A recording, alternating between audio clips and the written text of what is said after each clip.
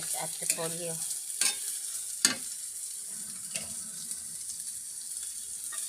Madali lang naman itong lutuin na gulay. Gisa-gisa lang ng ganyan. Timplahan natin ng paminta. Para masarap. Asin, konti lang. Betchin. Okay, gisa-gisa hanggang sa maluto. Diba guys? Pwede na yung itlog pansahog kung wala kayong pambili ng manok or pork.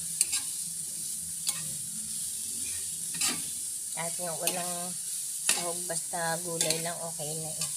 Pero nilagyan ko ng egg para yung bata masarapan. Kapag may batang kasama, dapat ang niluluto. Magugustuhan niya. Lalo na kapag ang anak maselan.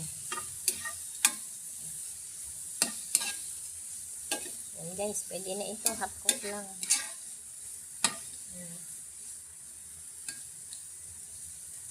Tikman ko nga kung okay na. Sarap naman.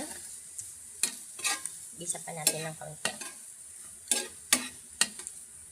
Sarap. Malasa.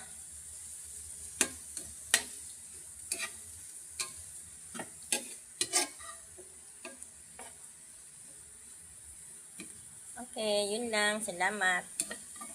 Ito ang aming simpleng ulam lang. Thank you sa panonood.